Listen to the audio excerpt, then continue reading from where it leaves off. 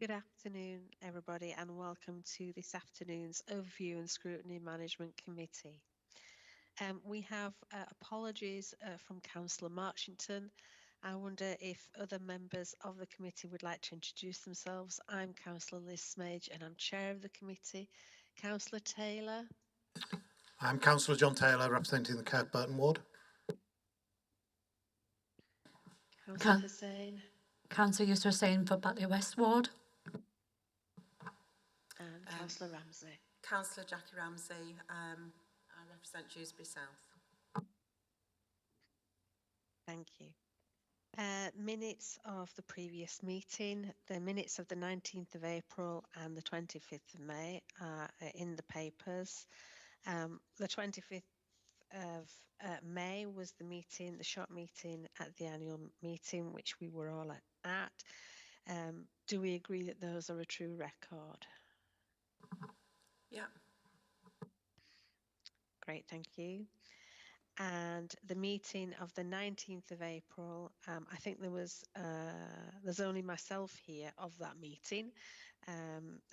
So I think we need advice as to whether we can agree those minutes as Councillor Marchington isn't here. Yes, that's fine. Yeah, you're okay to agree then. That's fine, thank you, and we will agree the minutes. Okay then, so updates from those minutes then in April then, the Kirklees domestic abuse strategy. There was an update in respect of the engagement team presented to the Place Partnership Board on the 23rd of March, and the Place Partnership leads will continue to be updated on a regular basis. And links have been made to Safer Kirklees to provide regular updates to all councillors through quarterly briefings.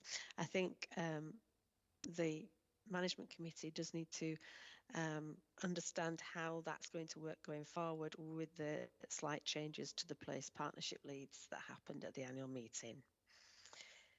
The domestic abuse strategy will be submitted to Cabinet, and work is going to be undertaken alongside partners and the Mayor's office to consider options for the financial arrangements that provide for victim support services. On the VCSE investment strategy, a survey of groups had been undertaken. The survey was opened on the 6th of April, and at the end of May, feedback had been received from over 190 groups, and this response is to be analysed to understand if there are any gaps that need further work. Are there any other matters that anybody would like to raise on those minutes? No, Chair. Okay, thank you. Does any member have any interests to disclose? No interest, Chair. Thank you. And this is a meeting open in public and is being webcast live. The recording will also be able to be viewed over after the meeting via the council's website. We don't have any notifications of deputations or petitions. Are there any public questions? No questions, Chair. Thank you. So let us move then on to item 7, Inclusive Communities Framework. And Councillor Patterson, I wonder, are you wishing to open this item and then we move to the officers? And if everybody can introduce themselves when they speak, please. Thank you. Thank you, Councillor Smage. Yes, I will just briefly introduce this and allow the officers then to come in and give you a bit more detail about it. This Inclusive Communities Framework was once known as the Cohesion Strategy, or we were in the process of creating a new cohesion strategy before COVID hit us. COVID made us rethink not only that strategy, but also the whole way that we did work with our communities. I mean, there was a lot of learning from COVID, during COVID, that in the way that we did work with our communities, especially things like our community champions, and learning to speak to people who are not the usual suspects, as it's often said. So having worked on this now, what we're calling a framework, it's not a strategy, it's a framework now, over the last 2 years, through COVID, and I say with that learning, we've come up with this framework that is part of the 4 overriding strategies that we have got for the council and for our partners right across Kirklees. It sits alongside the health and wellbeing strategy, the sustainable environment strategy, and the economic strategy to create something in around so that we can on how we work with our communities. I mean, obviously the Inclusive Communities Framework is about ensuring that we have a safe and inclusive community that we work with, and ensuring that the way that all our partners work with our communities knits with the way that we do as well as a council.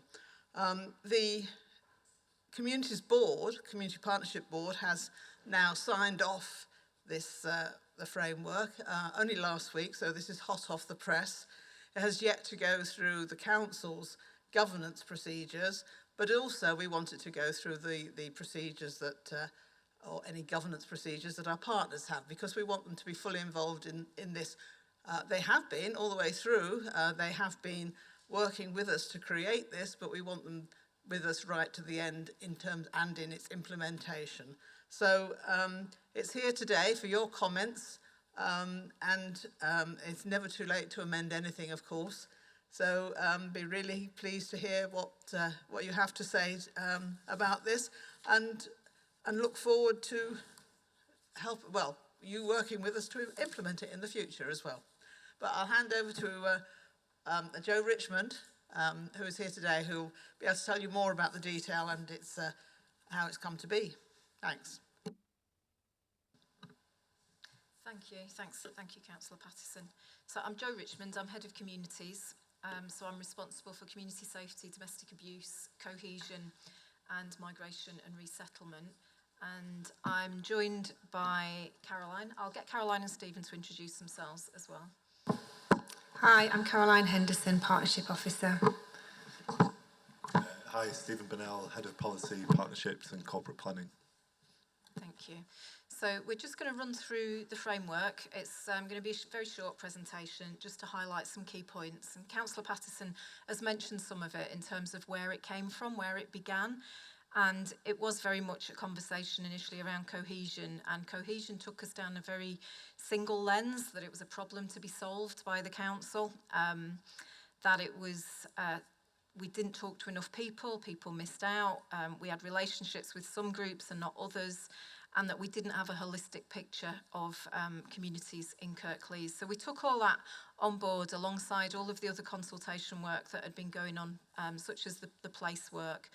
And through their work, it came through very clearly that communities didn't want stop-start conversations just when we wanted something, that it was about having an ongoing relationship with communities. The framework has been co-produced with our partners, as Councillor Pattison said, and it's a framework rather than a strategy because it needs to be able to scale up and down depending on the size of the organisation or the programme of work that we're working with, and it's a framework because it wraps around a whole range of other strategies and is then agile and adaptable for our partners to be able to use. And as was said, it's been to Communities Board and we're now asking for your comments. So people did say that they wanted to feel safe, they wanted to be able to participate, feel included and heard and listened to. People want to be valued. You know, that shared sense of common value and aspiration won't be anything new. That often comes through in terms of consultation. And one of the things that we did with our partners initially was to look at what have we got in common, what underpins the work we're trying to do with communities. And we've called them our pillars. And that is around having belief, belonging and caring. And they underpin our inclusive approaches, which are up there as trusting, equalising, connecting, celebrating and communicating. And they're in more detail in the paper. So in terms of approaches, these were the things that came, moving on to, skip that slide, go back to beliefs. So the 3 pillars were about communities holding solutions, and we agreed with all our partners that we could all agree with that we could all agree that building belonging and trust was really important between and within communities, and building on people's shared interests and challenges, and that it was important across the partnership that we acknowledge that we all care about what happens in local communities, and that we care enough to make a collective change, and that we work together to do that. I think it's really important to say that this was very much a professional facing framework, and it's been co-produced with our partners, not with communities. It's been based on consultation with communities, but the actual framework is professional facing. So these are the things that we think all of our key partners, the police, health colleagues, voluntary and community sector, and others can sign up to. So in terms of approaches, as I say, there's more detail in the actual framework. These were the things that we felt were important ingredients, if you like, to working inclusively. And I won't go through them in great detail, and some of them you'll have seen before.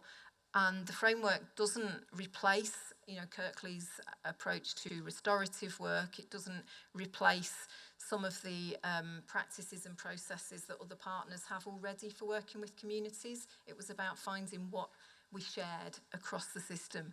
So we all agreed that these approaches were important and were things that we would hold each other to account against, and that we would self-assess against, and I'll come on to that in a moment.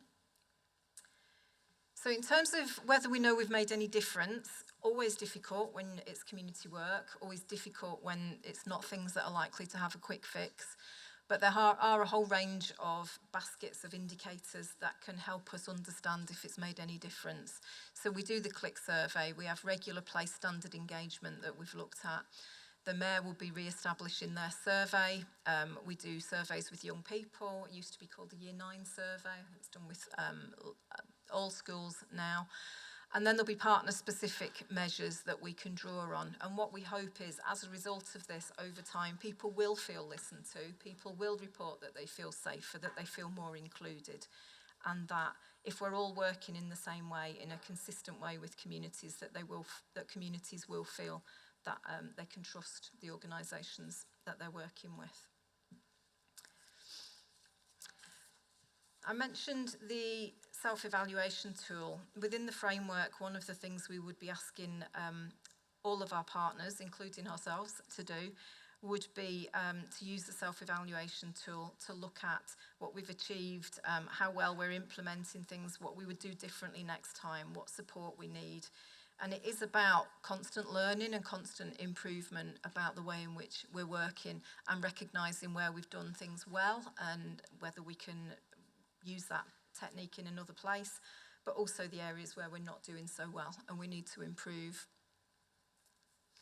And this is just a bit of a visual which gives you an idea of that constant kind of improvement process. And this was if we were doing it as a whole council, so it's quite complex, but we think the framework could equally be used if I was reviewing, for instance, our antisocial behaviour service or a domestic abuse service. But as a whole council, we'd be looking at each directorate, doing a self-assessment, we'd be looking at the executive team, reviewing that, scoring ourselves, looking at strengths, looking at areas of challenge. Communities Board would have a role in reviewing that, not just of the council submission, but of other partners' submissions, and then looking at recommendations, monitoring and review. And then kind of keep going around that circle. And I think one of the questions is where scrutiny fits into that. Is it at the point that we're scoring ourselves and giving us some challenge there, or is it at the point where we're going round the circle back towards self-evaluation and reviewing progress? So, but we do think that it'd be useful to get your views on where you fit in that process.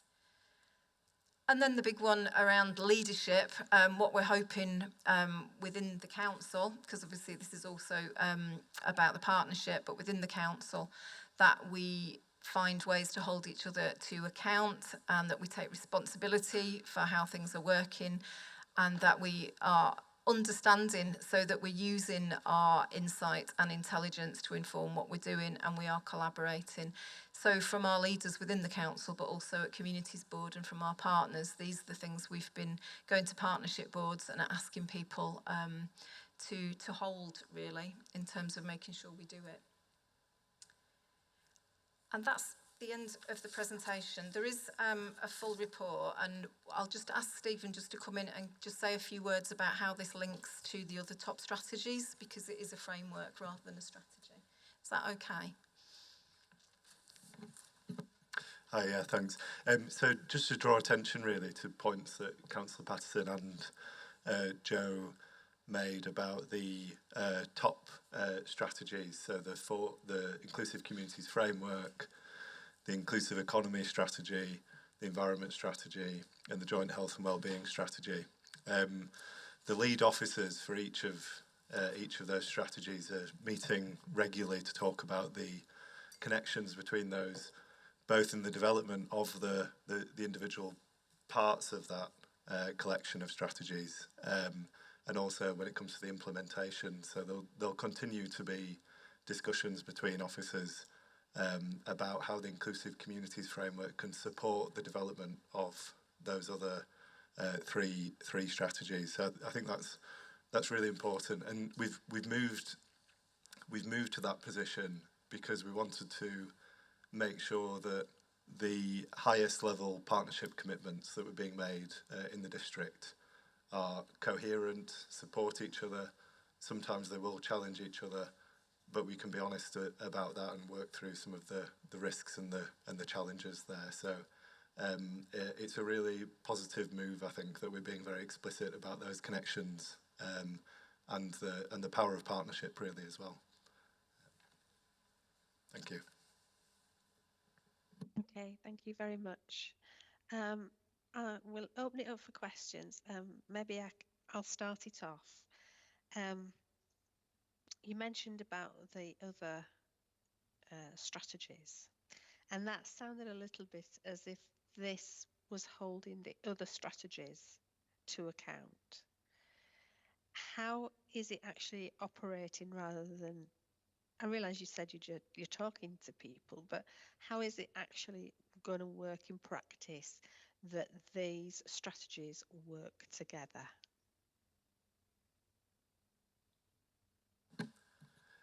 Yeah, sure. So the included in the documents is the self-evaluation tool, and I think that will be key really. So we have a list of potential places where we might start to first use that self-evaluation tool within the council, and obviously we'll be asking partners how they plan to use it. For us, 3 of those areas where we will be using it are the projects relating to developing those strategies. So it'll be using that self-evaluation tool when it comes to those projects to make sure that all those principles are being adhered to really, and those approaches are being used. A good thing about the self-evaluation tool as well is you can come back and do it again. So if the scores initially are not satisfying, work can be done and changes can be made, and then we can come back and see if they've improved the scores. So I think I'd point to the self-evaluation tool as the key really for monitoring that. Okay, thanks. Councillor Taylor has a question. It's more comments than question, if I may, Chair. I'll be honest, this framework leaves me cold, and I've said this to Jill in the past as well. There's an awful lot of words. I'm not sure what it's actually telling me, so I don't get very much from it. I struggled to find the word councillor in here anywhere. I found it once, one reference to councillor. We are the elected representatives of our communities, so you would expect us to be at the heart of anything that we're developing in terms of a framework about how we ensure that our communities are included, and yet we're not referenced in it anywhere. And I struggle to see if something's got to this stage without adequate involvement and recognition of the role of councillors. We live in an elected representative democracy, and that needs to be at the forefront of all that the council does. And it feels like we're not even an afterthought at the moment. I'd also like us to use English language rather than Americanisms. There's one thing that always triggers me is when people talk about lived experiences, because we have an English word for that. It's called perception. So can we use English, please, instead of Americanisms, so that people will understand what we're talking about? Because I'm sure if I took this out into some of my communities now and started asking people about their lived experiences, they wouldn't have a clue what I was talking about. We need to use language that people understand, not language that is internalised. There's also a whole section on when we're talking about it's looking at inequalities and defining communities, and we start talking about intersectionality. And again, what are we really talking about here? What that means in English is we're all different. We all have different needs, different aspirations, different ambitions, different motivations. We're individuals, and that's what makes communities great. And trying to break that down and say, well, actually, it's intersectionality. You're a bit of this, and you're a bit of that, and you're a bit of this. Everybody who is, sort of under any characteristic are not identical. They are individuals, and we should be talking about that. I worry also when we talk about inequity and inequality that it's always seen in a negative light. We never seem to talk about stories of people who've been successful. We always talk about people who've been unsuccessful, and it is about stories. And actually, if you continually tell an individual or a group or a community that they are not receiving fairness or they're not getting the justice they deserve, they will begin to believe that, and then they'll give up hope. Far better that you prioritise stories from people in that community that have been successful, that have moved forward, that have achieved something, and we should be celebrating those, and we don't do anywhere near enough of that, because that's what role models should be about. It should be those people that are successful and helping people in communities that are challenged by showing them individuals who've been successful and that they too can be successful, because if all you ever do is tell them that their community is challenged, what you'll get is you'll get a cycle of low morale, low motivation, low achievement, low expectations. And it's that thing about, shooting for the stars and getting to the moon. And I don't think that's covered in here anywhere. So I do worry that this feels like an internalised document that is written in officer speak. If we took it out to Joe Public in the street, they wouldn't understand half of what it says. And they certainly wouldn't be able to relate it to how they live and how their community works. And I think if this is going to be successful, it needs to reflect on that, and it needs to put councillors at the heart of it, because we are the elected representatives of our communities. And I think that is far too often forgotten. Thank you, Chair. Thank you. Do officers want to come back on those points? And then Councillor Ramsey has a question. Thank you. Yeah, can I come back on that? Thank you. Yeah, I think stories really important, and we hope the case studies might reflect some of that, but we'll revisit that and have a look to see whether that kind of more asset-based approach can be strengthened, because I do think that's important, and I don't want this to be a document that comes across as we've tried to avoid as something as a problem to fix, because this is about empowerment, and it is about wanting to hear people's stories. So we will take a look back at that, and I hope that the council's implementation plan will absolutely have councillors at the heart of it, because it absolutely should, and I've noted that comment about the framework itself. So we will look back. And it is a professional, it is an organisational facing framework, so I wonder whether we need, I don't want to use the plan on a page because it's not a plan, but if we need a more accessible document which says a bit more about our commitment to working in this way. So we'll have a think about that and see how we can make it, because I certainly, if I didn't work for the council, sitting and reading a big thick document, I probably wouldn't do, but something accessible and simple with plain English. I think I've noted that, and we'll have a look at that. Okay, Councillor Ramsey. Thank you, Chair. I would emphasise again about the plain English. I understand that you're saying that this is a document for officers and for professionals, but I had also picked up around plain English because there were sentences in here, and I don't think I'm unintelligent, but I read them twice to make sure that I fully understood what they were trying to say. So just bear that in mind. I take the point absolutely about councillors, and it was really pleasing to hear your response around that, about us having an opportunity to be at the heart of it, because I think we do understand quite a lot of what is going on in our community. There were some things that I thought were quite interesting. You talked about usual suspects. Usual suspects, we can view them two ways. We can view them as a right pain in the neck because they're always banging on about something, or we can view them actually as people that are really committed to their community and want to make a difference for their community, but they just can't articulate in a way that we like sometimes what their message is. And so, yes, I appreciate we will not always be going out to usual suspects. There are some usual suspects that are right pain in the neck, I shouldn't say this in a public forum, that can be challenging, but still have a very valid opinion that we should hear, and we shouldn't be immune to it just because we've heard it before. So I absolutely think it's right that we get under the usual suspects and see what other people are saying. And I suppose that brings me to the point around inequities referenced a few times. And will it be clearer how we're actually going to target around that in the implementation plan? Because I didn't pick out here in this framework how we would look at it. The other question that I've got is the impact of social media.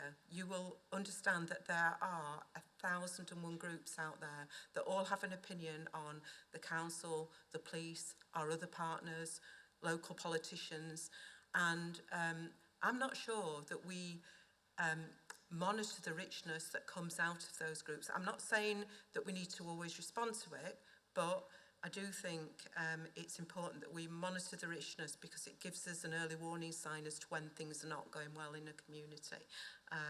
And I do think there's something to say around that. I'll stop there for now anyway. Thank you. Thank you.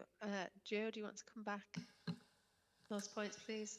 Yeah, around inequity, I think where this will start to become clearer is we've got a number of areas within the council who've put themselves forward as kind of trailblazers wanting to try this, because we are still learning as we go along. And I think how we address inequality or inequity, so for instance, culture have said we would like to have a look at this in terms of access. So I think it will start to become clearer in the doing rather than in the writing. It's quite hard when you're trying to write a framework that is applicable to anything, to be very specific about how it will impact on that. But what we do hope it will do is impact on it through the programmes of work that use it, so that we understand people better, we understand local need better. As a result, we're doing things more effectively and efficiently, and seeing the impact for local people. I absolutely agree about social media and kind of technology. I think technology is always one step ahead of us, but we do, and Lee and Chris are here from Safer, certainly from our perspective, in communities we monitor social media and have some dedicated resource that does that, as do the police. And we monitor it both from a threat perspective in terms of tensions and where we need to be and what we need to be aware of, but also it's really interesting to see the local kind of management and mediation of issues, and you can see, you know, as things start to build within a community, then other people start to intervene, and there's a good debate about some of those issues, and people self-manage a lot. So yeah, sometimes it isn't appropriate for us to intervene, but I think it's a really challenging area of work, and we do take advice from our comms colleagues often on things that we've read, and occasionally we'll talk to the police about some of the things that we read. But I think it's probably somewhere where we're not as effective as we could be in terms of how we manage social media, and I think that's just the speed and pace of things, and sometimes coming in as the council, as we can be seen, doesn't always improve the situation, because there are a lot of people on social media, but there are also a smaller number who are very active, as I'm sure you know. So that is challenging. I agree. Okay. Yep. Thank you. Councillor Hussain, you wanted to question? Thank you, Councillor Mage. I've got a few comments and just a suggestion and then a question. I think Councillor Taylor touched upon it. There needs to be a balance between successful stories and concerns, not to lose sight of the concerns either, so that needs to be balanced. In terms of the document itself, I totally agree with my colleagues in terms of it's not an easy read, and a member of the general public probably won't likely to understand the professional language used in there. Yes, again, councillors only touched upon once, and we're there to represent our communities. Appreciate the feedback mechanisms that you've put in there. That's really, really good to see in order to improve service improvement. There's something from my background that I sort of picked up in my professional life was listen, follow up and act accordingly. I think you need to kind of simplify it. The principles that you've got up there is quite professional to professional. What's the process or strategy for members of the public? And I think that's for us as representatives and as officers, it would be for you guys to listen, follow up and act accordingly. It's very simple. And I just out of interest, I wanted to know, and you might have touched upon it as well, when you created this framework, what sort of field research you did prior to putting the document together? Okay, in terms of the background research, we looked at the click survey, all the feedback from the various place standard processes. We took advice from Belong, which is the National Cohesion Network, who've done quite a lot of research into best practice around cohesion practice. We talked to a whole range of partners and the leads on engagement and so on in their areas. We looked at any feedback we'd had through the different processes from the community, and then we went to lots of partnership meetings, of which I'm sure we've probably got a list somewhere. But our relationship with the national network, Belong, also gave us access to other local authorities and other partners who were doing this work. So we tried to talk to as many people as possible in terms of what was working, as well as reflecting on what communities were telling us through all of the consultation that had been done before.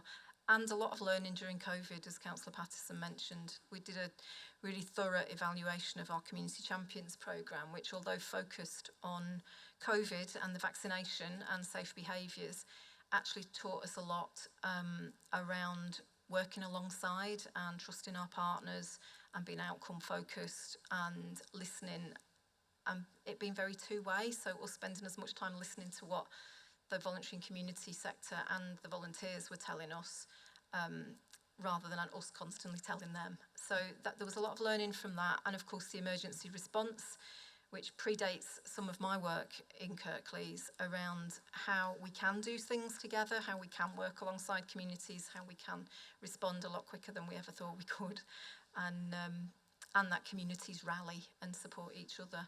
So I think there was a whole range of places where we drew on expertise and experience, but I don't know if Caroline or Stephen, I've missed anything there, but I think that was... It's just to say that there is a list of partnership groups that we talked to in the appendix, if that's apologies.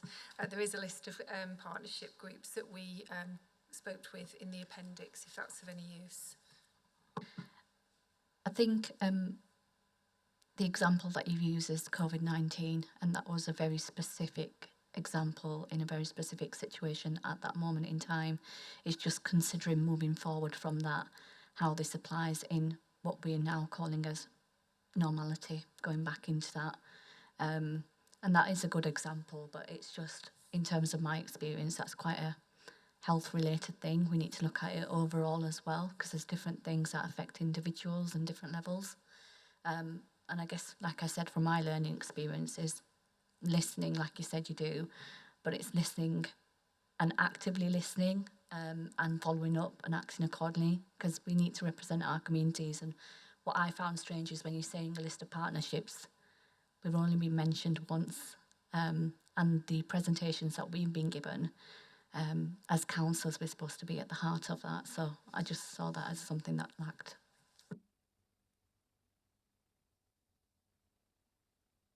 Okay, thank you. Can I come in on this, please? Because these design circles and your strategic reference group, yes, you've had design circles running for some time. But the list here of people who've been involved in the design circles is quite limited. And therefore, are these the people who were able to attend from being invited? Was there a wider list of invitees? Because it actually looks as if you've only connected with some groups across Kirklees and not with a wide set of groups across Kirklees. That's my first question. And I absolutely agree with my colleagues about the lack of councillor involvement. It definitely needs that far more. But I would ask as well, and I know, I'm sorry, I'm not very well, so maybe I'm not grasping the point as quickly as normal. But across my copy of this, I've got how written so many times, because that is the main question that comes up when I'm reading everything, how. And so I just wanted to take one example. On page 46 of our papers, you've got, we will bring the community to decision-making tables to share power and support communities to make their own decisions. Now, my question is how and what decision-making tables? So if you bring in the community to decision-making tables, is that community decision-making tables, or is that decision-making tables within the council?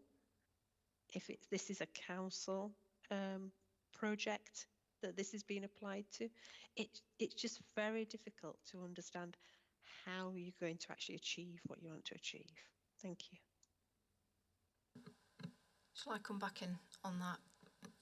So in terms of the design circles, they were indeed just the people that were available on those days.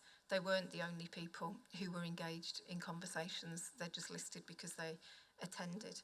So any groups or organisations that we were involved in or partners were involved in, they were able to have conversations about the network. I think we can always talk to more people about more things. So within the kind of time frame that we've had and the capacity we've had, that's who was able to attend. I think in terms of the how, I think it's the self-assessment tool, and I think the difficulty in writing a framework which is system-wide is that the council is one partner in this. It's a major partner and it's an important partner because it's locally democratically elected partners. But there are also processes in health for bringing people in around local decision making in the voluntary sector and so on. So I think people are going to use parts of this framework that are appropriate to their organisation and fit their governance structures, which is why the pillars and the approaches are so important in terms of the way we work with people. I think the assessment tool, it'll become easier to see how when we start applying it to actual programmes and projects, because the tool is really a checklist for us to go through and go, are we doing this well? Are we doing this not very well? What things could we do better with this piece of work? Are there people not at the table? And when we say at the table, we don't necessarily mean sitting around the table, we mean people we're not hearing. And so I think it has been a challenge to write the framework that meets the requirements of so many partners. But I do think we can scale it up and scale it down and use the bits of it, with the exception of the assessment tool, which we've all committed, we've all asked partners to commit to having a go at. I think we can make use of it in a democratic process in terms of supporting the place standard work, which has councillors at its centre, but also in terms of supporting some of our voluntary groups and partners with getting different people. For instance, the police have a scrutiny panel and we work with them to make sure that that is representative and has different voices there than perhaps our there are people who are always willing to help, which is brilliant, but it doesn't mean that they represent the whole community.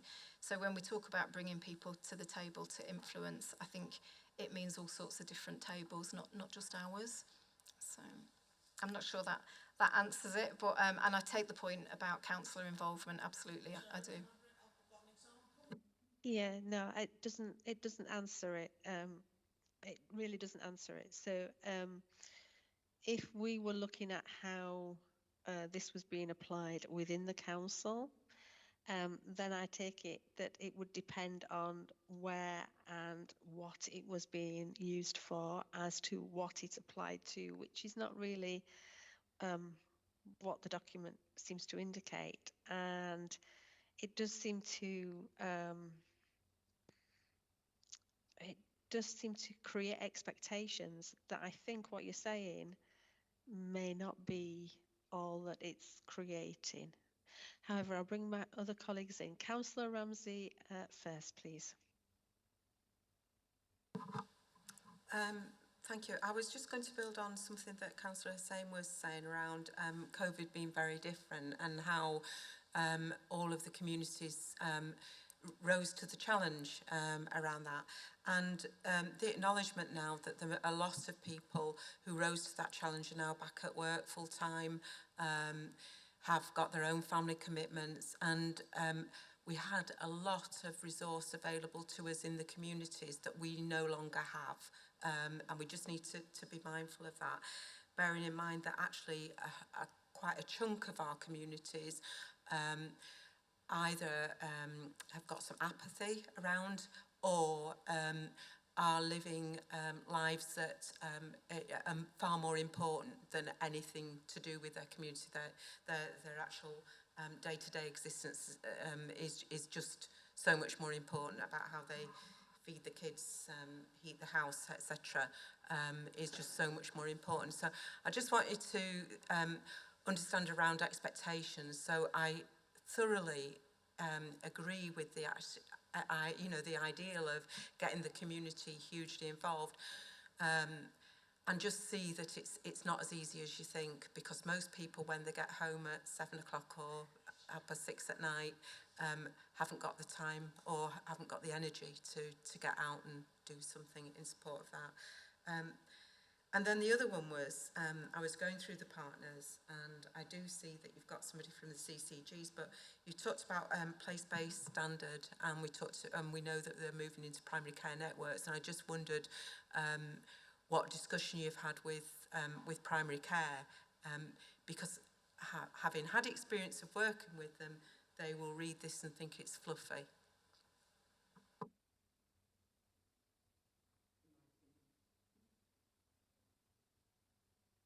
Joe, do you want to come in? I do, and then I think Councillor Patterson wanted to come in. It was only about that. Okay. The bins, Joe. Oh, the bins. Okay. So I agree. In terms of how hard it is to engage broader communities, it is really hard. But even the ones who want to engage often challenge us to say we're difficult to engage with, or we don't listen, or we don't do what we say we're going to do. So all of those things we want to challenge. And I think what came through really strongly, and I believe it's what we do I always call it peacetime. We're really good when there's an emergency, when something goes wrong, everybody mucking in. COVID obviously was a massive exception because it went on for kind of 2 years. But if there's an incident in the community, people step into that space and work with us really well. But then we step out of it again until there's something else. And I think there's some real strength in looking at how we continue to have a relationship. And I don't mean that we can be there every week, because we can't. But the work we do in peacetime with communities, that it is still important to hear what they've got to say. It is still important to listen to their concerns when we haven't got a problem.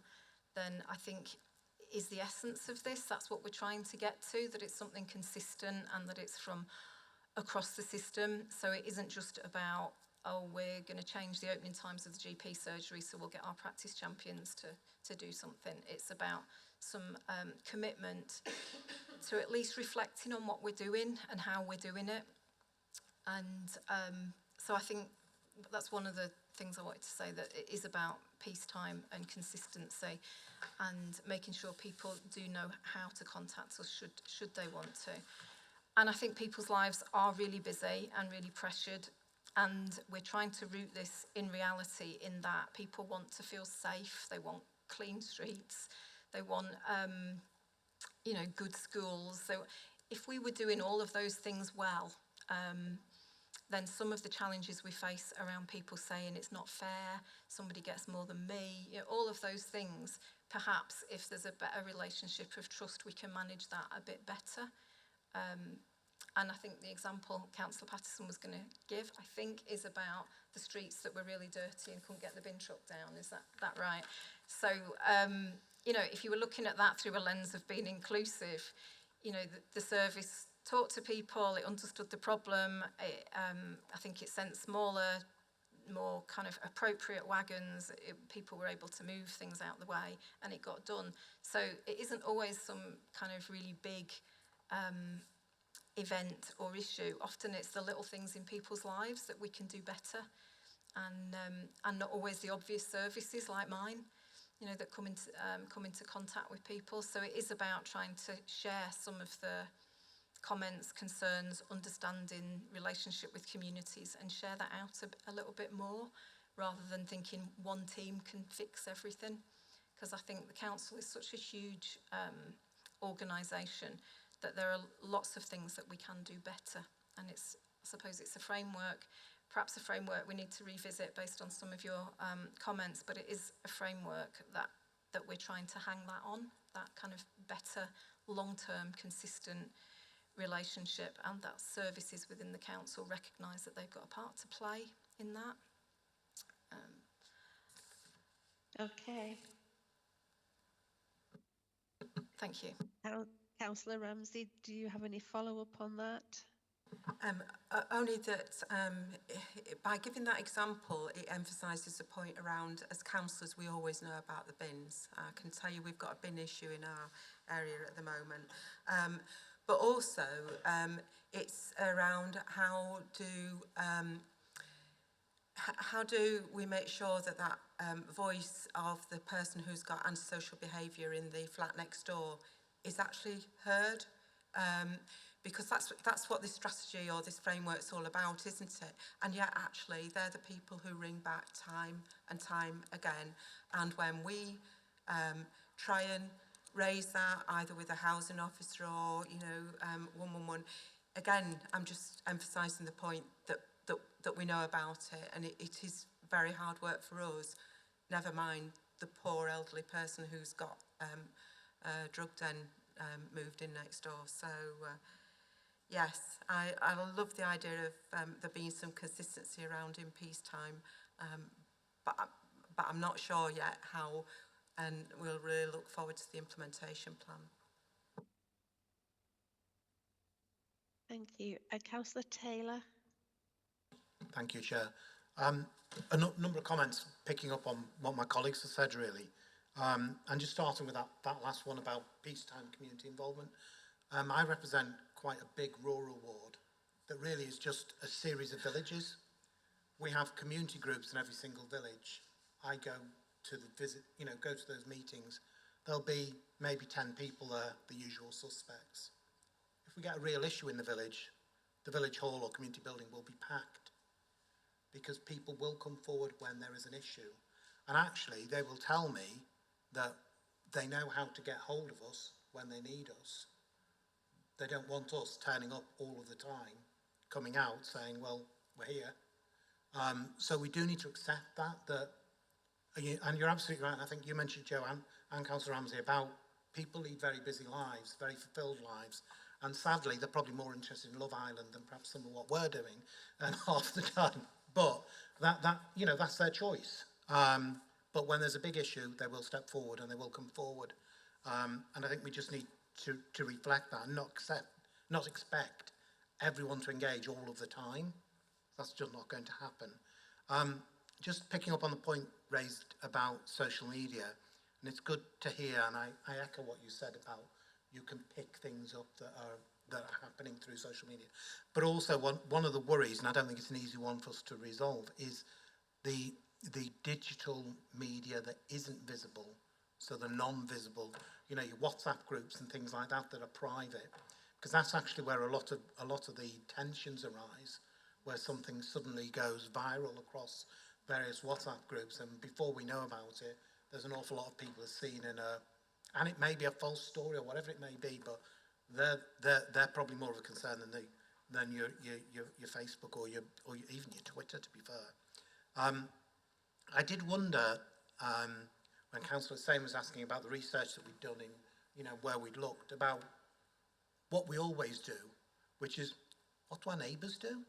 So, you know, was there something we could steal from one of our neighbours that, you know, in terms of the approach that they take, or not necessarily one of our neighbours, but whatever is good practice across, you know, across councils in the UK. And I don't know whether we've done that, but certainly that's something that always ought to be one of our first thoughts is, well, who does something like this well? And let's see if we can, you know, steal that. I don't know whether we've done that or not. Just going back to the document itself, and I'm not really clear who's going to use this, if I'm honest. Because if I think about our council officers, the majority of our council officers, I can't see them working their way through this.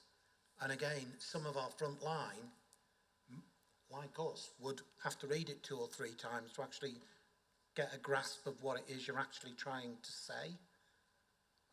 So I do think the language is difficult, and if we're wanting people to embrace this, I don't think it's written in a way that is easy for someone to pick up. You know, our staff that are in the, you know, customer service units that are our first contact most often with people that have difficult problems, are they really going to grasp all of this and understand it?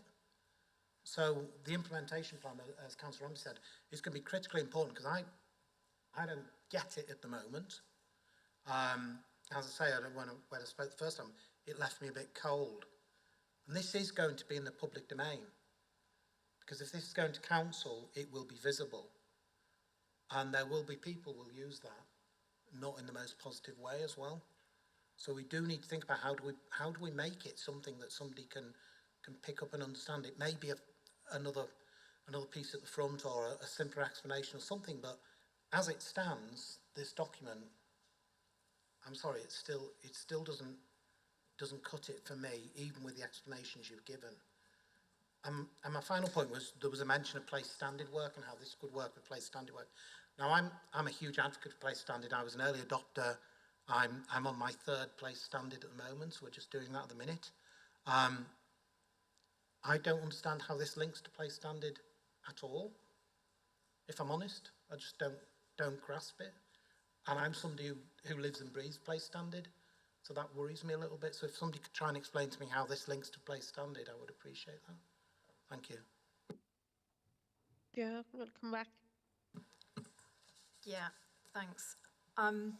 In terms of the digital, absolutely. The encrypted messages, it's both a blessing and a curse in terms of connectivity, but also for people who want to be destructive and make mischief. So it's a real challenge, that, and often we only get it because, you know, somebody in the community shares it with us, or a councillor shares it with us, or you know, a member of staff happens to be part of a group. So that is really challenging. In terms of research, certainly some of the research we looked at that covered Bradford and Calderdale, and we would always talk to our neighbours about the way in which they're working, particularly around cohesion. And certainly what we learned from the research was areas that invest in work within communities, like place work, like volunteering. There was a whole range of factors, if you like, that the evidence base suggested made communities more resilient, more able to bounce back if there's an incident, not just COVID, but for instance, an international event that impacts on the local community, that communities became more resilient as a result of these different factors being in place. So we did take that into account, but there's always more to learn. Always welcome any additional good practice. I think the implementation plan is going to be really important, and I am thinking about what you've said around the executive summary, or some kind of something on a page which sets this out, that makes it more accessible. And I think the plain English thing has come across really strongly in terms of your comments. The place standard, we reference it a few times because some of the feedback from communities we used is from the place standard and from the website and reports that they do as a result of their engagement with councillors and local people. So that is part of this, and I think this supports that approach. I think it's interlocked. Not everybody connects with a place. Sometimes the communities we want to engage with are communities of interest. They're people who have something in common which isn't about where they live. So we're kind of finding a balance with that. And there's, excuse me, I don't know if is the shared outcome the right term for the 8th outcome that Place have been working on, the shared outcome. So we have been connecting with colleagues on that to look at how we, because this is system-wide rather than council, how we make sure that we can keep that connected and balanced. And I don't think either is a problem for each other. I think it does support that because the place work is really informative and really recognisable and is a strong brand in Kirklees. So this doesn't replace that work. That place work becomes a part of it, a part of that picture. So, but I will have a think about that if that's not clear in here. Thank you. Okay, thank you. That using the place standard actually would have been an ideal opportunity to have spoken to ward councillors about how you were interpreting that place standard information. There was an ideal opportunity there. Councillor Taylor, do you want to come back at all on that? No, thanks, Chair. Thank you. Councillor Hussain. Thank you, Chair. I'm just looking at one of the diagrams that you got on page 34. Trusting, equalising, celebrating, communicating, connecting. I don't see action on there. Because it's okay building a trusting relationship, equalising opportunities, celebrating success and communicating in terms of what the successes are out there or the challenges, and then building those connections and sort of trusting relationships. But where does the action come in from our side? In terms of, you know, if there's an issue in the ward, there has to be an outcome, there has to be a deliverable, and you have to show that you've made that change if it concerns the community, whether it's about bins, whether it's public safety, antisocial behaviour. I don't see action in that diagram. And I think there needs to be that collective responsibility, not only from the community in terms of helping us make that change, but also from our side as well. And I also agree with my colleagues' comments made earlier as well. Thank you, Joe. Yeah, I think probably what we need to do is make a bit clearer. On our 3 pillars, we've highlighted care, number 3, which actually is about our shared actions and doing things. And I think maybe that's got lost in translation between the 2 diagrams. So we'll look at how we can strengthen that one around action, because that is important. There's no point just keep talking and listening and celebrating if we're not doing anything. So yeah, point taken, thank you. Okay, Councillor Sain, do you want to come back? Yeah, it's just, so you've got belief, building, belonging, trust and care, and then you've got an additional diagram on page 34 that just expands on that. But that's obviously not coming through, it's not clear. But in terms of care, it's care for the community, care for taking pride in where you live, you know, that sort of thing, caring for your neighbours. I think action needs to be a standalone point. Okay, thank you. We need to draw this to a close, this discussion to a close. But can I just also say that on page 42 of the papers, you're going to establish a better and shared understanding of community assets. Well, how many times have we done that? Can we please ask that you talk to councillors because they understand what assets there are in the communities? Thank you. It would be helpful if it was done once and not by different people at different times. Okay. I think what we haven't covered is when we would like to see this back again to Overview and Scrutiny as to when we would like to see how it is actually operating in practice. And you had moderate and review. Do you, on your diagram, do you have a time scale in which you will be doing that review, please?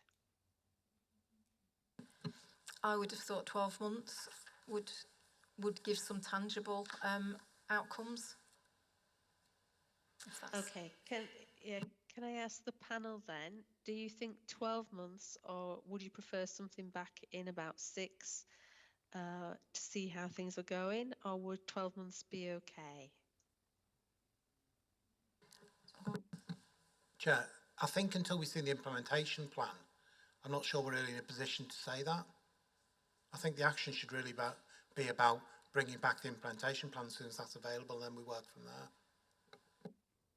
Yeah, that's fine. Councillor Zane and Councillor Ramsey, are you in agreement? Yes, I am, Chair. Yes, fine. Okay, that's great. So to summarise then, we would like to see the implementation plan as soon as it's available, because we would like to see how this actually is to operate in practice. We have asked about having realistic expectations, about understandable language, about councillor involvement, about this being more accessible, about having a balance of stories, your appendix actually reflecting all the engagement, because we've heard more engagement in the answers to the questions than what's in your appendix, and for action to be a part of those diagrams, a key part of those diagrams that Councillor Hussain was speaking about. Okay, thank you very much for your time on that item. Can we move now to item 8, which is the Kirklees Communities Partnership Plan? Councillor Pattison, are you wishing to introduce this item? Yes, thanks, Chair. I will do. Yes, the Communities Partnership Plan is a statutory document that the Communities Board has to produce. It is, and we are now establishing the new one for the next 5 years, 22 to 27. We went out to consultation on this at the end of 2021, alongside, I have to say, the West Yorkshire Mayor's consultation on their plan as well, in terms of crime, etc. And the two, the two certainly learn from one another. They are intertwined, where they're not in opposition to one another at all. They support one another. And as a result of that consultation, and also looking back over our previous plan, we've revised our strategic priorities for the partners on the board for the next 5 years. And those are now tackling violence, abuse and exploitation, reducing ASB and neighbourhood crime, antisocial behaviour and neighbourhood crime, reducing risk and building resilient and inclusive communities. Those are the 4 priorities. Underneath those sit various, if I said smaller priorities, it's the wrong word, but I mean reducing risk, for instance, that includes reducing the number of people who drown over the next 5 years. That's a risk that the Fire Authority were particularly interested to see in the plan for the next 5 years. It's a priority of theirs, and they wanted it to be there. And there's other elements of risk there as well, but it's so those are the top line priorities, and they will form the basis of our work over the next 5 years. So, but underpinning all of that is a commitment to developing a coordinated partnership approach to all of these. So it's not just down to the fire brigade to reduce drowning. It's up to all partners to help in that priority. to look at the data, which we do on a quarterly basis, to inform us as to whether or not we're on the right track and whether we're meeting our priorities or whether even the priorities are completely wrong. Embed a place-based approach, ensure that safeguarding is the heart of everything that we do, identifying and addressing inequalities as part of our core business. And as I said, it's a statutory document, so it's something that we need to do as a partnership. So that's my way of introduction, and I will again pass over to Joe Richmond and the other officers here to give you a bit more detail on that. Thank you.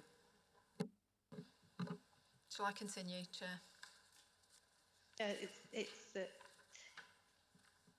bit difficult for you this afternoon answering all our questions. We appreciate it, Joe. Thank you. No problem. Okay, so we'll do a very short presentation because I don't want to repeat some of what Councillor Patterson said. But just moving to the first slide gives you a bit of background around the partnership plan. Chris is behind me, so I'm going to keep nodding at him to change the slides. So you're already aware, you'll have seen the Communities Partnership Plan before, that we're required to produce a strategic community safety plan informed by our local intelligence. It's under the Crime and Disorder Act, and we're required to review our strategic intelligence assessment annually. I think we came just before Christmas with the last review of that with some emerging priorities. And the previous plan, which has come to a close, obviously we still do the work even though the plan has come to a close, was around reducing crime, tackling ASB, protecting people from harm and improving the place. Okay.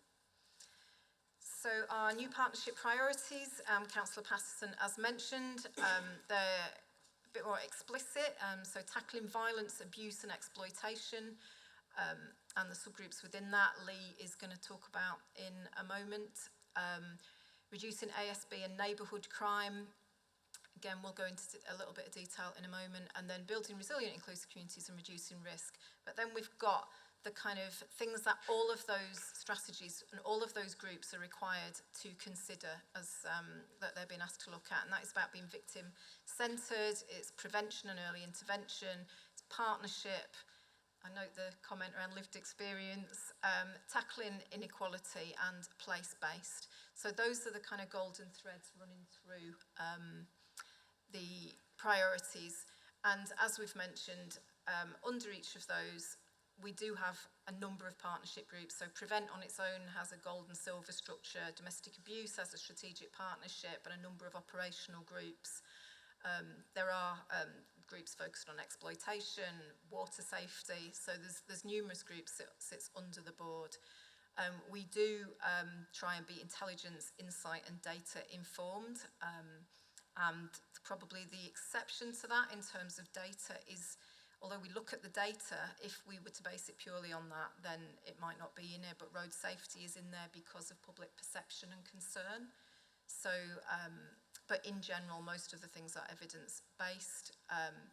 We've trying to improve the strategic links between the safeguarding partnerships because there is significant overlap with children's and adults and the wider health world when you look at things like modern slavery and exploitation.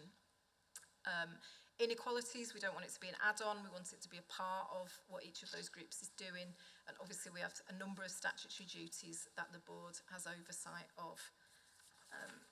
Moving on, I'm going to pass over to Lee. Do you want to introduce yourself, Lee? Good afternoon, Lee Hamilton, Safe Kirklees manager.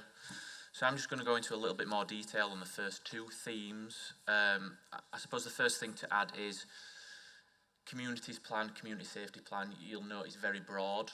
And within the themes, some of the subgroups could sit under any theme, but they've got to go into some form of strategic priority. But you'll note some of the links that go between them all. So with the first theme around tackling violence, abuse and exploitation, as well as the key headings that you can see there around domestic abuse, modern slavery and violence, this theme does also include issues such as violence in the nighttime economy, serious youth violence, work around violence against women and girls, and also the threat posed by serious and organised crime.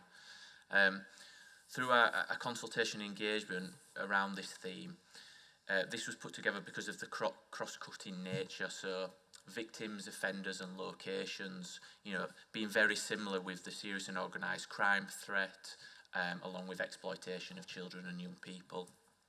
And there are aspirations that sitting around this theme will be a coordination partnership group that will bring together some of that data and information and how we then respond and some of our activity.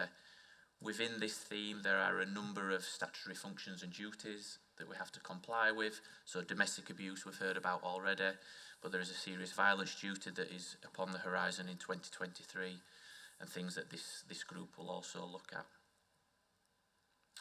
The next theme is reducing antisocial behaviour and neighbourhood crime, and I would say that this is the base of any community safety plan.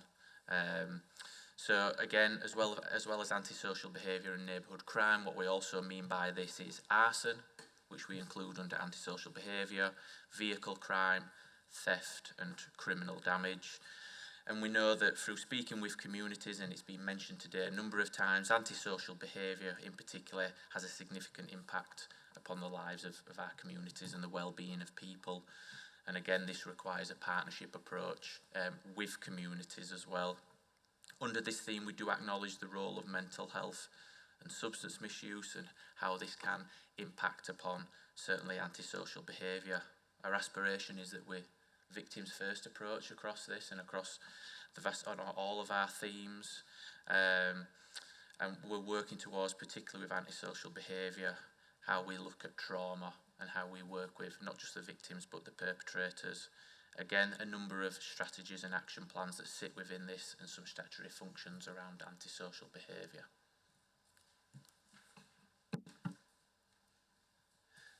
So it's Chris Walsh, I'm Safe Kirklees manager.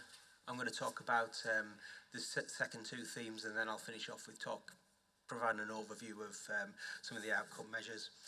So the first one then around building resilient communities. This covers a whole range of risks, challenges and opportunities with communities.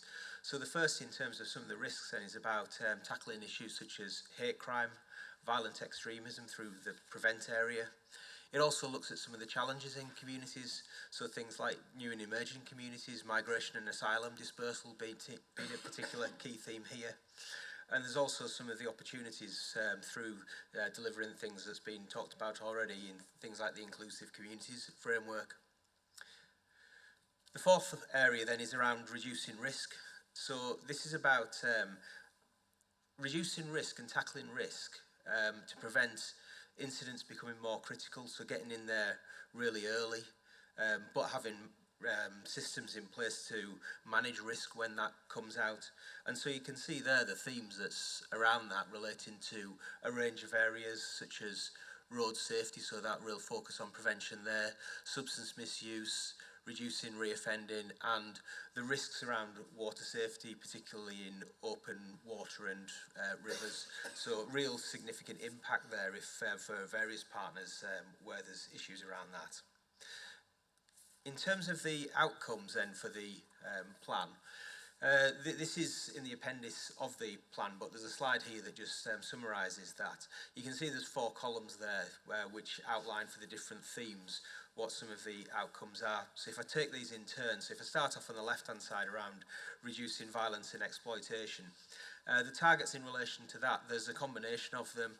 There's the second and third, they pick up on the West Yorkshire Police and Crime Plan and they mirror what's in those. So that's to make sure there's that strategic alignment with the Police and Crime Plan. But then there's also other ones that's got some figures in there relating to total number of violent offences, domestic abuse, and also there's a target there that's around modern day slavery referrals.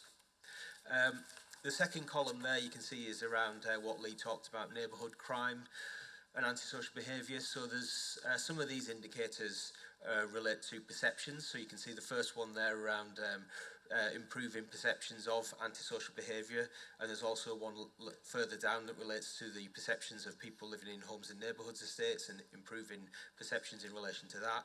But then there's also a number of them that relate to agency data, so particularly around reductions in crime. So you can see the second one, and the ones towards the end relate to vehicle offences, total crime, residential burglary. But then there's also other areas of antisocial behaviour, areas such as nuisance incidents reported, environmental crimes such as fly tipping, and also other issues such as deliberate fires that's incorporated in that. The final one then to do with the reducing risk, that covers a range of areas in that one, both relating to agency data and also those that align with the police and crime plan. So there's a few there. The first relates to the number of first-time entrants into the criminal justice system, so looking at youth re-offending for that one. But then there's also other areas such as the one to do with road safety there, about improving on the, continue to improve on the overall reductions that they've been in relation to that area.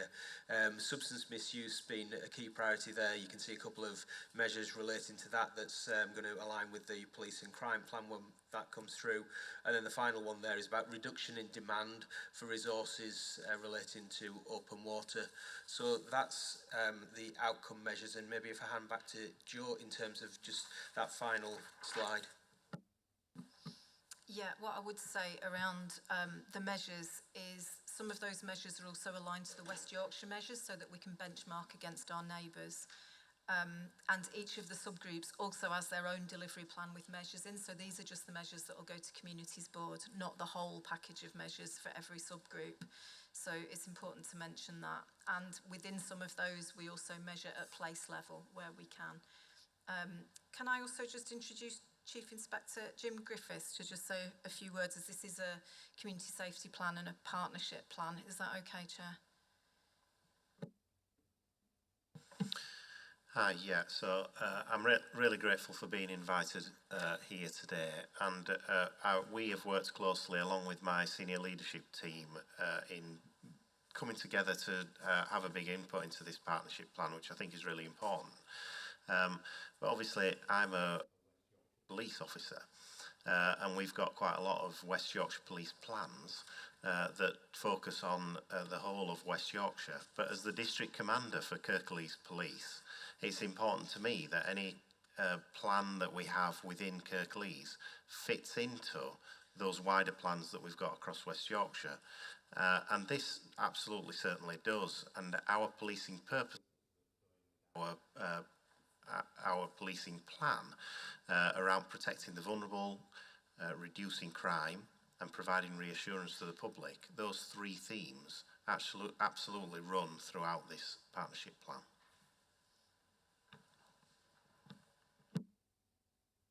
Okay, thank you very much for that presentation. I'm going to open it up to questions now. So,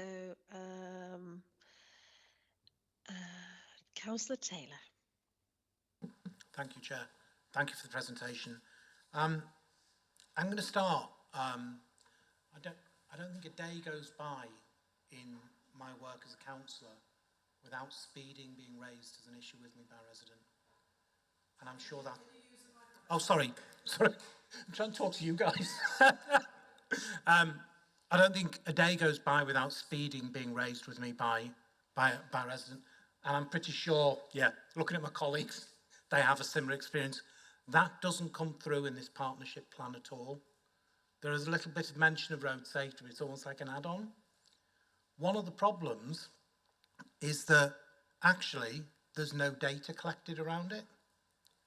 And that's because if you go on the West Yorkshire Police website to report, it's called Report It, I think, the reporting website, there isn't an option to actually report a problem with speeding. So because we don't measure it, we don't tackle it, and it's not seen at the forefront of the priorities for either in West Yorkshire or for us here at Kirklees. Now, I actually held a speeding, it's good timing this, I had a speeding public meeting in my ward on Thursday evening. And one of the things that was talked about by the community was about community speed watch. And the response we got was that that isn't supported in West Yorkshire. But we've got a comment in here somewhere, I've lost it now, that says we want to work with communities about awareness and impact of and perception of, improve and increase our work with communities to address road safety concerns and enable appropriate and targeted awareness raising and enforcement. So I would think that perhaps we ought to go away and look at why West Yorkshire doesn't, like other police forces, support community speed watch, which is enabling communities to take action on issues that they have at the top of their priorities. As I said a little earlier, I'm currently doing a place standard engagement in Kirkburton and Highburton, two of the villages in my ward. Every single person raises speeding and parking with me. If I took this partnership plan out into my community, it would not be well received because it doesn't reflect the concerns and the priorities that they are reporting daily through to their local councillors. So I don't know where the mismatch is, but something isn't connecting. And again, I don't know how much involvement councillors have had in this, in the development of this or the involvement of this, because certainly I haven't been contacted or involved. So again, it's a bit of a repeat to the previous session. Your councillors are your elected representatives. They're the people out there in the communities. We're there to listen to the community on a daily basis and to act on their concerns. So if you don't engage with councillors, you're going to get it wrong. And you got it wrong with this because it does not reflect the most important issue that is raised by the residents of Kirklees. And I think looking at my colleagues, they were nodding. So it's across, it's not just unique to my ward. And I know that when I talk to other councillors, you get exactly the same response. I know actually when I talk to MPs, they get the same response as well. So I'm amazed that something has been brought forward where that isn't at the forefront of what we're attempting to tackle, because that's what the community is telling us. That's what the community is telling you. And you're not really addressing it in the way that I would hope to. I think my other comment, and it's a much more difficult one to get right, and that is in relation to antisocial behaviour and neighbourhood crime. And I think it's where you draw the line about what is antisocial behaviour. And I mean that I see that in two elements. So I will get some residents who complain about there's young people hanging around on the corner of the street. They're not doing anything.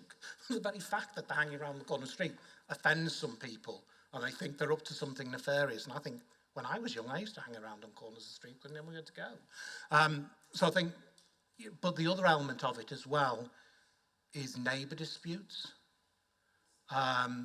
And you'll get one neighbour accusing another neighbour of something which is deemed to be antisocial behaviour or hate crime or something else. And I've had experience of where the police taking the voice of the victim haven't actually listened to both sides, and whoever reported it, they've taken their side and then taken a more severe response to the neighbour. And I think we need to reflect a bit about how we get that right in terms of that antisocial behaviour. And I'm not sure that came through for me in here, because I think, again, probably as councillor experience, and I'm sure my colleagues have the same problems, we get a lot of those where you've got neighbours that are at odds, and you get accusations and counter accusations, and it's how we deal with that, and I'm sure that comes through as well. So I'll pause there for my chair. Thank you. Thank you. Chief Superintendent, do you want to come back on the speed watch part of it? And Joe or Chris, do you want to come back on the rest? Yep, I'm quite happy to go on the community speed watch. I'm not sure why it's not supported in West Yorkshire. I totally accept that it is something that the communities regularly feed back to us as well, but it is measured. It's measured in those who are tragically killed and those who are seriously injured on roads, and that's the danger with speed. But what I do always try and talk to our communities about whenever I go to public meetings or wherever I speak to councillors is that there is a lot of things that we can't tell the communities. There is features in here, some of it, and in terms of tackling violence, it's unseen. It's not something that you see every single day, like speeding is. That's something that actually people physically see themselves, and that's why they want to tell us about it. But a lot of these problems that are within this plan are things that I know are happening, but not everybody does. And I've only got a limited number of resources that we can utilise, but I'm really keen to see what the Community Speed Watch does. And if we can involve those communities in helping us with that problem, that would be something that I'd be really keen to utilise. Shall I come in? And then I'm going to hand over to... Okay. I hear what you're saying, but actually it's not just about how many people have been killed or badly injured, if that's all we're measuring. It's actually how safe people feel when they're walking. I mean, I could take you to places in my ward where you have very, very narrow footpaths and a not particularly wide road with heavy traffic volumes where traffic will speed through, where I don't feel safe walking along there. So it's not about the fact that nobody's yet been killed. It's actually the impact day on people's lives and the mental impact that has if you're having to walk your child to school along a road where there's speeding and it's very narrow. It's not that somebody's been killed. And I think you have a duty and a responsibility to look at that as well as just say, well, because the numbers who are being killed is reducing, that's less of a priority for us. And I will make the point that there isn't a way for residents to let you know through report it that they have experienced speeding traffic. And I think if you had that facility available, you'd see a very different level of data around the problem with speeding across Kirklees. I would ask you to, take that back in terms of something that ought to be done, because that's what residents are talking about and asking for. Okay, Jo. Yeah, just a couple of things from me, then I'll hand over to Lee and Chris. But we do have, road safety is in here because of public concern, and we do have a road safety partnership, and the police do have some targets within that. And there has been some resources recently around speed indicator devices that can be used by our local wardens with communities to measure speed so that we can get out into communities, into some of those persistently mentioned roads and monitor the speed and then see if we can prioritise, because as has been said, we do have to prioritise. We don't have resources that can be everywhere, but we do take it seriously and we are looking at ways to deal with it. But just to mention around councillor input, SAFER does do regular briefings with ward members, but also day to day, all of the teams that I manage, SAFER is probably the team that has the most contact with councillors, so they do have a regular dialogue if there's an issue that comes up in local areas, because often it comes through yourselves to us. So we do that, and I think the police also have been doing regular meetings. Jim Troisy, I think, has been doing it, hasn't he, with councillors. So if there are better or different ways of engaging with you, then do say. But in terms of the ASB, you're absolutely right. Managing expectations and thresholds and responding. And neighbour disputes, really, really difficult to deal with, because sometimes you can't tell who's the victim and who's the perpetrator, and it swaps. And it is something we've put in here, particularly around neighbour disputes, to look at best practice in other places, and we've been reviewing our ASB service to see if there are some different ways of dealing with it, because we've been doing what we're doing and we're not getting the outcomes that we necessarily want. So we do know that that's particularly challenging. But a bit closer to some of the issues, I'll just hand over, if that's okay, Chair, around ASB. Thanks, Jo. I'm probably just going to summarise a little bit of what Jo said, but certainly with the road safety, totally acknowledge that, and that does come through. The Road Safety Partnership has invested in that community speed watch, so that is something that you should see through, in terms of the speed indicator devices and working with communities to do some of that. That is recently, over the past few months, that's happened. So we acknowledge that as well around speeding.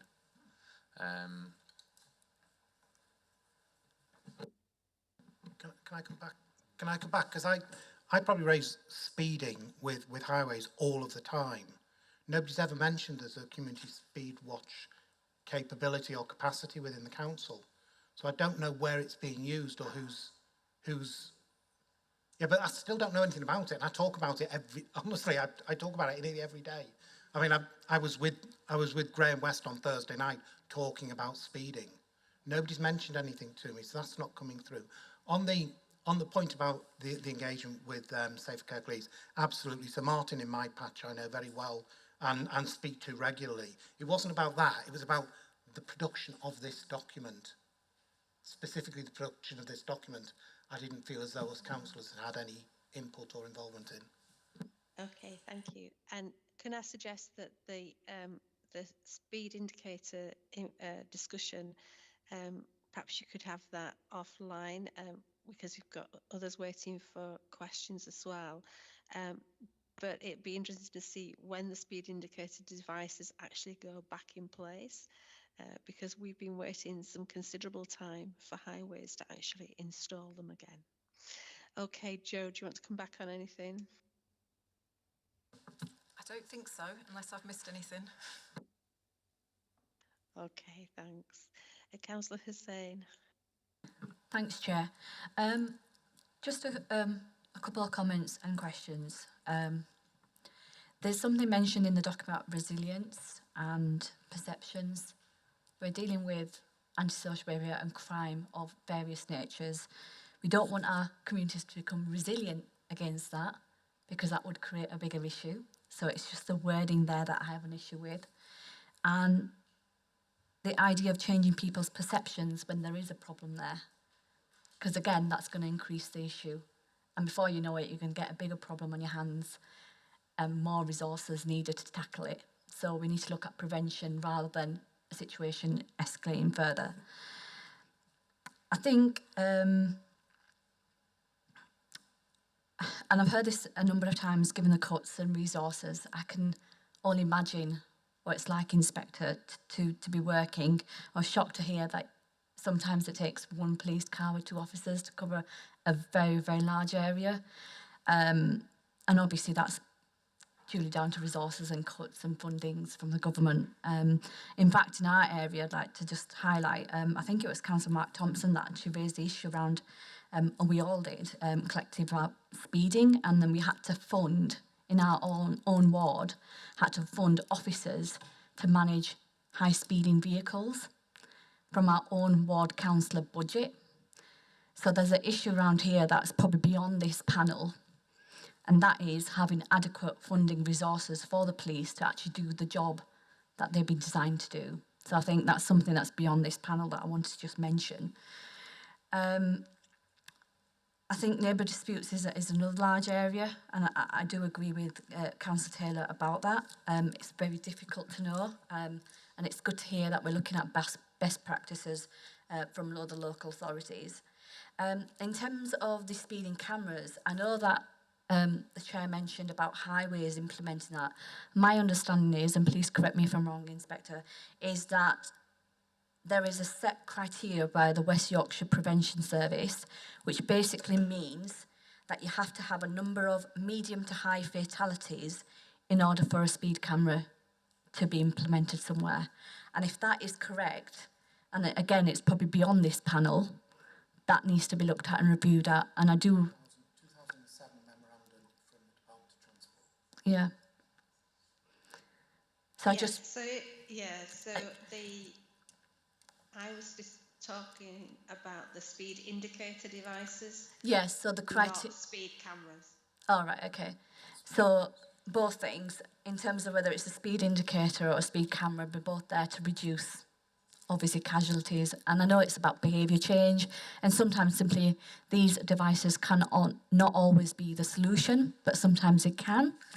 So I just wanted some information around that. Does it take medium to high fatalities in order to actually put in high speeding cameras on big lanes where speeding, they're used almost as bat runs? And also the themes that were mentioned in the presentation, I just wanted to know whether that was council-led data, organisational-led data, or public-led data. Gio, do you want to come back in? Yeah, I think the kind of titles of different devices is complicated sometimes, and the speed indicator devices that the partnership are funded are the handheld devices where we can work with communities and go out on said streets so we can move around depending on where we're getting complaints from. So those are relatively new, and we'll make sure that there's more information out about that. I think in terms of highways criteria or police criteria for installing things, I don't know if you know more about that, Jim. A little bit, but it is really beyond my control as local district commander to be able to control where the cameras go. I can push back when we're asked about it, when we have a little bit of consultation around the cameras, but there is set criteria around those cameras, and I suppose there has to be, because there can only be a limited number of them, of which I don't have any involvement as local commander, I'm afraid. And what I will add in terms of the data, and Chris might be able to add if I get this wrong, but the bulk of the data we use is partnership data. So some of it is in the public domain, some of it we get from colleagues like the police, some from health, but it is a combination of the data. And the strategic intelligence assessment will be published on the website along with the plan, so it will be there. But some data is sensitive when you're looking at things like organised crime. I think most serious violence is probably in the public domain. Okay, thank you. Councillor Ramsey. Thank you, Chair. We just want to move into a different direction, although I might have something to say about a speed camera, but never mind. Personally, I really like the way that the document's presented. It's easy to read. I love your diagrams on page 96, sorry. That gives you the plan on a page, you know, so I really like that. I suppose what I'd like to ask most is, it's a document that follows a previous kind of plan, and I don't know that there's reference to how we're doing and where this is different to the last plan. And for me, I don't know, because I've not read your previous plan, I'm sorry about that, what the strategic priorities were in the previous plan and whether we actually made any progress. And if so, that would be fantastic that that was shouted out. And if we didn't, we'd want to understand why. And I think the resources that have been available recently, you know, may be a kind of an explanation around that. So I think I'd like to understand that a bit. I love the fact that we're going to monitor the outcomes. So I suppose what I'm going to say obviously is, what were the outcomes in the last document and where did we get up to with those with regards to that.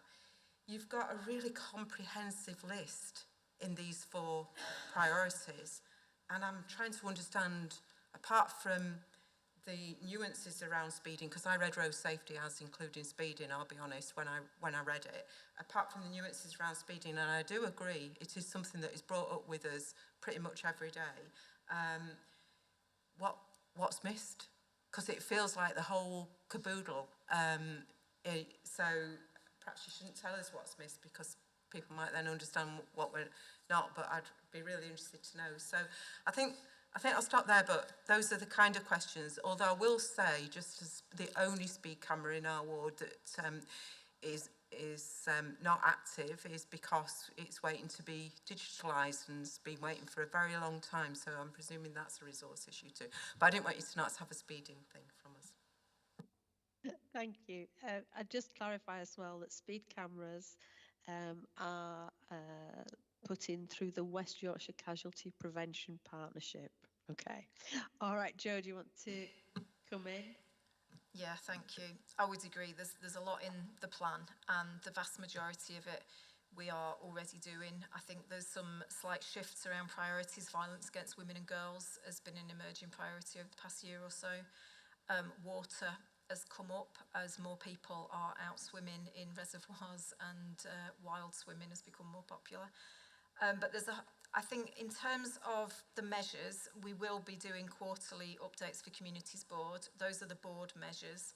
that you can see against the plan. And as I said, each of those subgroups has their own delivery plan with measures within it. I think the measures over the last couple of years have been really skewed by COVID. You know, if you look at lockdown, crime figure, a whole range of things, it makes some of it, and I'll ask colleagues to come in on this, but it doesn't paint the picture that maybe we know and recognise, and there's a lot of variables in it.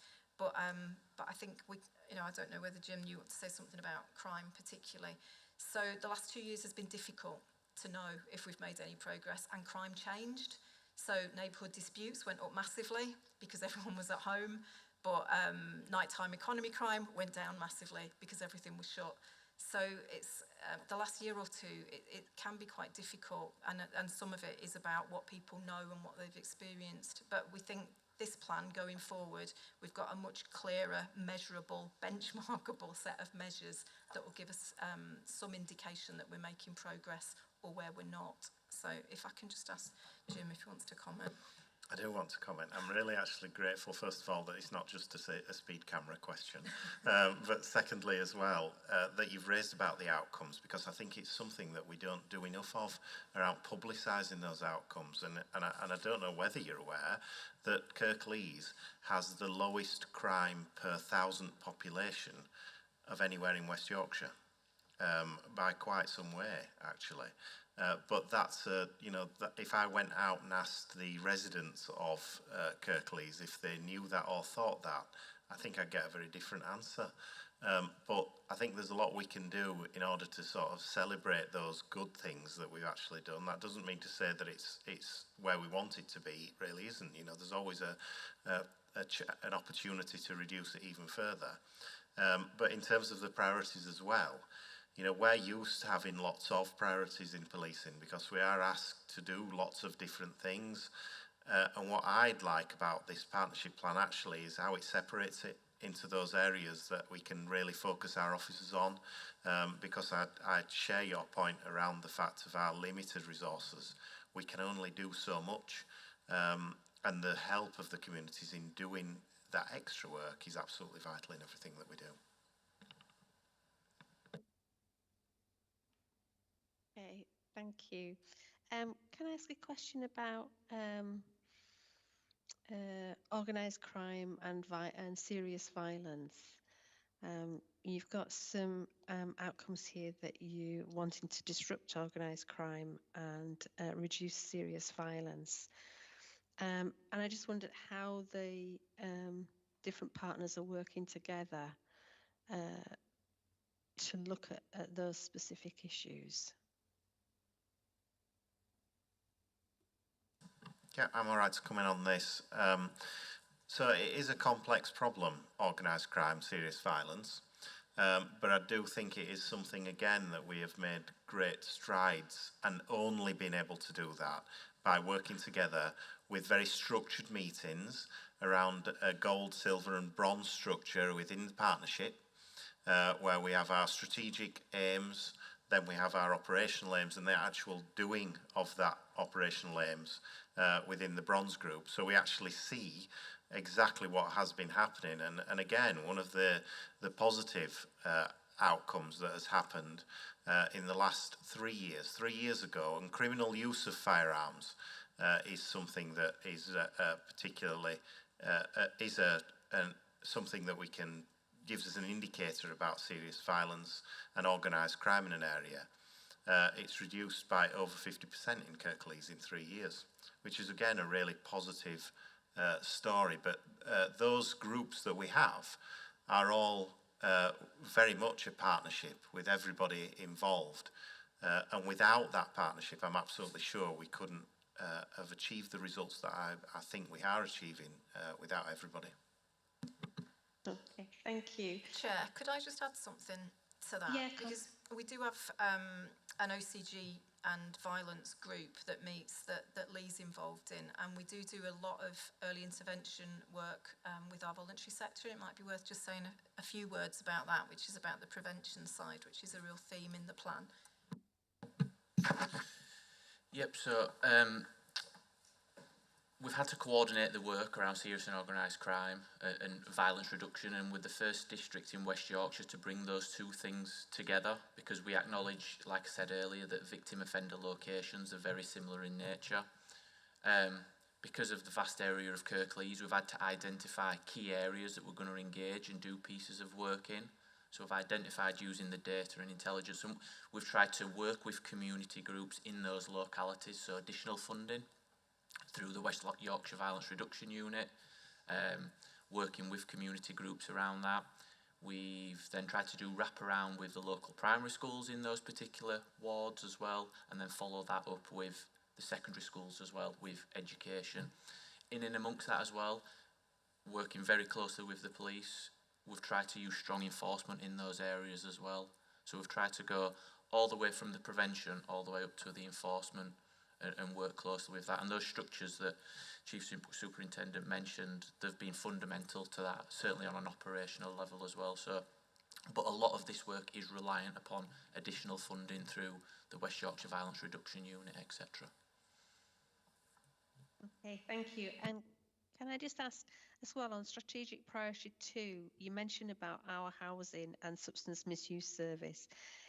Could I ask whether you're working with other housing providers as well in reducing antisocial behaviour and neighbourhood crime, and just not the council, just not only the council's housing service?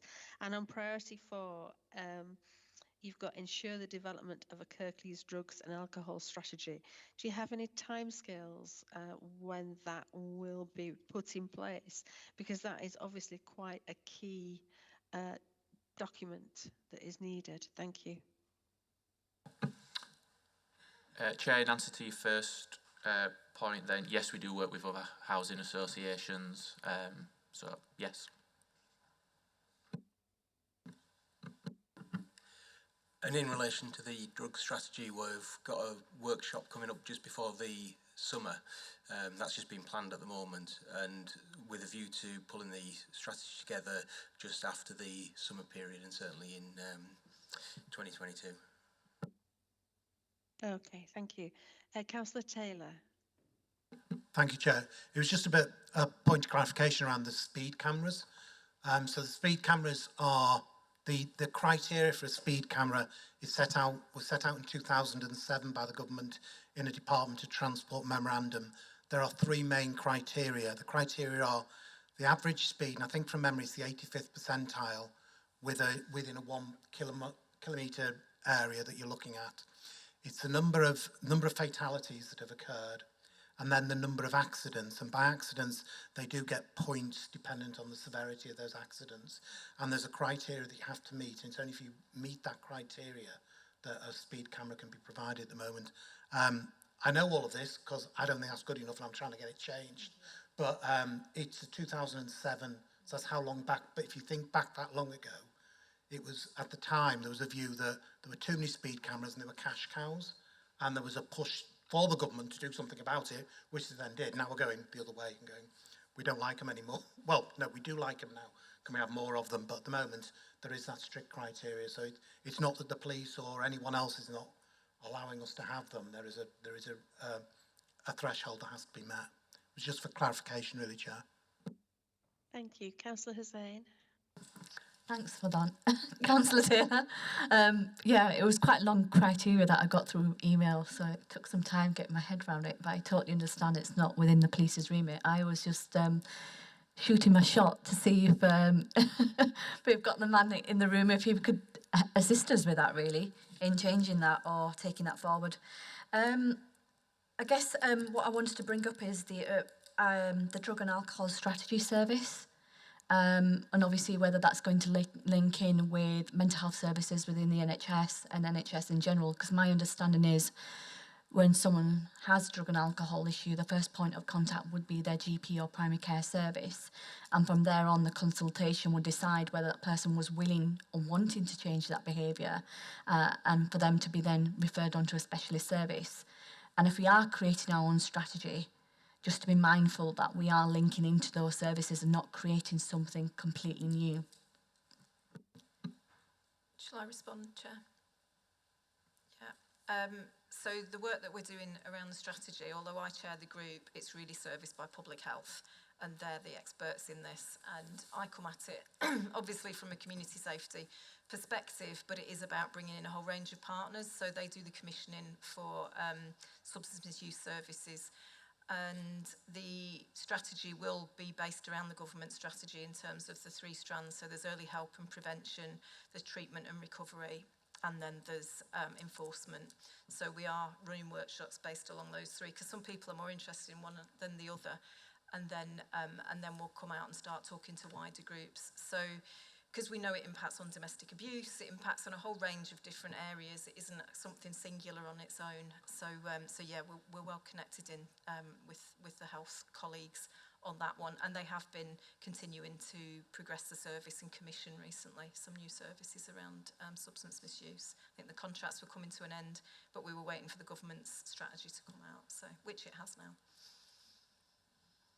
Okay, thank you. Councillor Ramsey. I promise not to mention anything about speed cameras. I was fascinated when you said we're the lowest reported crime rates in Kirklees. Is that right? Is that what you said? No, what I didn't did you quite say? say that. So I know I said we are the lowest crime per 1,000 population, which I think is a good indicator in West Yorkshire. So can I ask my question on the back of it now you've clarified it? So does that mean that crimes are not being reported locally?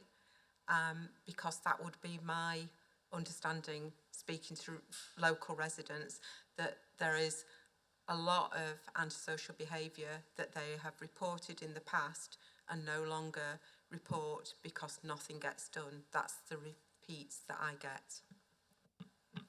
Yeah, so when we check these figures, it's against all of the country as well, and it's no different in Kirklees to what it is in Bradford, to what it is in Leeds, to what it is in Darlington, to what it is in Cardiff, which are 2 of the areas that sometimes we get checked against. So I also hear that, and there's a lot about trust again, and satisfaction with the police service. Which again sometimes does come down to resources and how many people we've got to actually look into those crimes. But I think that particular statistic that I said is actually quite a useful statistic because it's reflective everywhere. So it's not something that we can be checked against to see how many actual raw crimes. It's actually relating average to the 1,000 population, and I don't think Kirklees is the worst area for not reporting. I think there'll be other areas, even in West Yorkshire, that are worse than Kirklees for not reporting. So I think it is a success to say that we are the lowest per 1,000 population. Thank you. Take your word. Thank you. I think we need to draw this to a conclusion. Thank you ever so much, everybody, for your comments and questions on this. We note the contents. This, along with the previous document, will be going to the full council, as I understand it. And I'm wondering if the comments that we've made here today will be part of that reporting to the full council, the points that Scrutiny have made, and whether any parts of the documents that we have suggested for change will in actual fact be looked at before these go to full council. We will certainly reflect your comments in the report. I'll have a look at the actions in terms of changes, but I think it's primarily around making sure road safety is more prominent. Would that be correct? Yes, I think so. But also we mentioned about publicising outcomes as well, didn't we? So okay. Yeah. Yeah. Okay, thank you very much. So yes, I've got road safety more prominent, neighbour disputes, and we've also got raise awareness of outcomes. And also it may be useful actually to give some examples as well of where there's been good practice and good work. Okay, all right, thank you very much for that. So thank you for attending for items 7 and 8. If you wish to leave the meeting, please do so. But we'll move on to item 9, allocation of co-optees. The report is at page 103, and we have a change of co-optees this year. Our thanks to those co-optees who have stayed longer than their usual term because of the challenges we faced in the pandemic. But we now have run a recruitment campaign, and we have some new co-optees for those places that have become vacant. So can I ask, please, that the existing serving co-optees be thanked for their continued commitment, that the retiring co-optees be thanked, so that is Andrew Bird, Philip Challoner, Lynn Keedy, Dale O'Neill, Dave Rigby, and Linda Summers has finished on the main panel but is still continuing on the ad hoc until that concludes. And that we agree the allocation of new co-optees as per the table in the report. Can I ask if that is supported, please? Yeah, happy to support. Thank you. Thank you. Thank you very much. So that is carried then. Right, item 10 then is the agenda items for the panel. And on the 26th of July, Councillor Pando will be coming to the meeting to inform us of his priorities for the council for 22-23, and we'll also be looking at social isolation and loneliness. Can you please note the earlier time start for that meeting? Councillor Pandor has another meeting that afternoon, and so we have moved our meeting slightly earlier so he can attend both meetings. Okay. Does anybody have any questions on the work plan as it is at this moment in time?